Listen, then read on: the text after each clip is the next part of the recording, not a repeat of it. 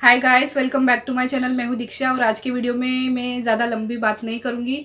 बस यही कहूँगी कि मुझे एक मेरे सब्सक्राइबर है या फिर व्यूअर है, उन्होंने मुझे कमेंट करके पूछा था कि दी आपका रोका या फिर आपकी तिलक सेरेमनी किसी और के साथ हो गई थी, तो फिर आपकी शादी आपके एसपी के साथ कैसे हुई, पेरेंट्स कैसे माने, क्या हुआ। तो इस पर एक वीडियो ज़रूर बनाइएगा, ठीक है। तो देखिए हुआ क्या था कि मैंने मेरे एसपी को पहले तो मैनिफेस्ट कर लिया था। मतलब कि जब वो मेरी लाइफ में नहीं आए हुए थे, ना मैं उनका नाम जानती थी, ना ही मैंने उनको देखा था, तो मैंने बस ऐसे ही एक अच्छा लाइफ पार्टनर चाहिए बोल के मैंने यूनिवर्स को अफर्मेशंस में देती थी, ठीक है। फिर मैंने उनको मैनिफेस्ट तो कर लिया था। उसके बाद में सबसे बड़ा टास्क था मेरे लिए उनके साथ मैरिज मैनिफेस्ट करना।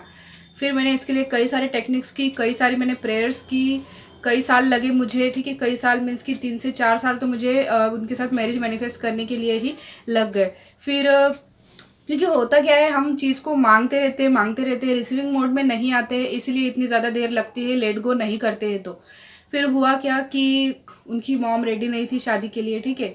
फिर मैंने उनको लव वाइब्रेशंस भेजी, वो भी मान गए।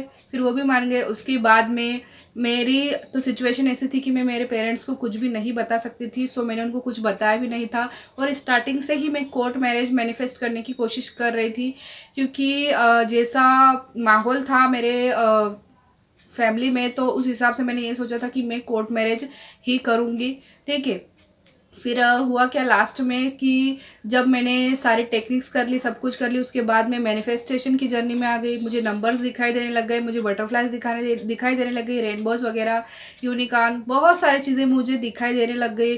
फिर धीरे धीरे मुझे पता चला कि अच्छा ये मैनिफेस्टेशन की जर्नी होती है, अच्छा इस नंबर का ये मतलब होता है, इस नंबर का ये मतलब होता है, अच्छा बटरफ्लाइज दिखने का ये मतलब होता है।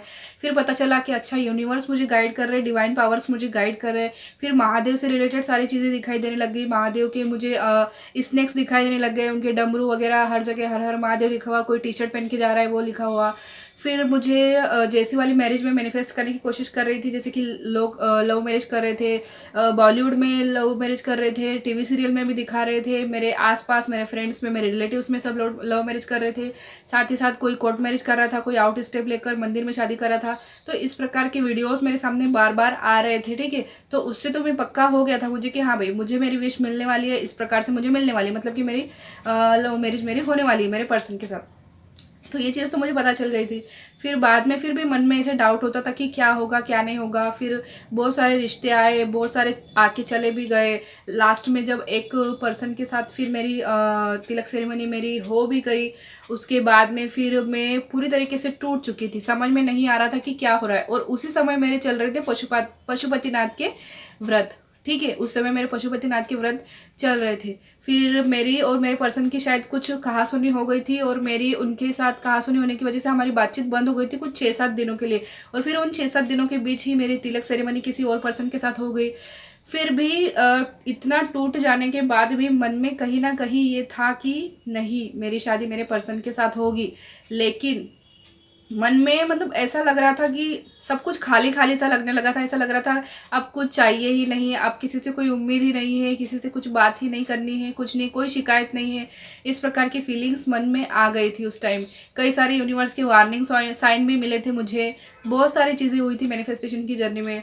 तो फिर जब मेरा लास्ट वाला पशुपतिनाथ का व्रत था, ये मैंने कई वीडियोज़ में बताया है, जब जिस दिन मेरा लास्ट वाला पशुपतिनाथ का व्रत था, 5वां सोमवार मेरा था, उस दिन मुझे मन में इंट्यूशन आया, मतलब कि मन में मेरे एकदम से विचार आया कि मुझे एक बार तो मेरे पर्सन को मैसेज करके ये बता ही देना चाहिए कि मेरी तिलक सेरेमनी किसी और के साथ हो गई है।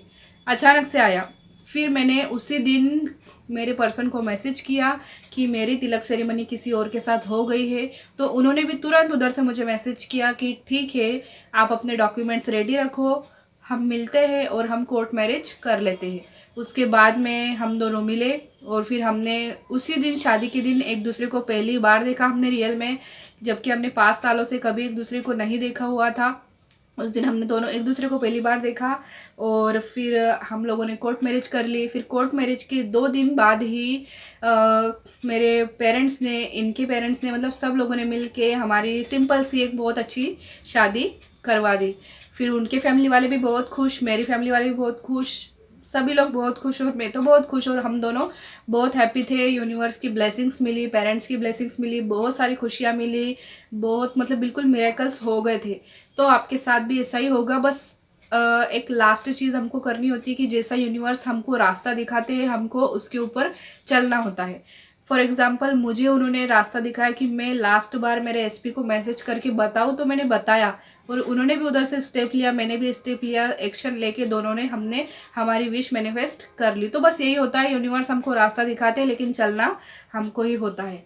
सो आई होप आपको समझ में आ चुका होगा कि क्या हुआ था, कैसे हुआ था, सब लोग कैसे माने। तो मिलेंगे अगले वीडियो में, तब तक के लिए आप अपना ध्यान रखिएगा। Bye bye.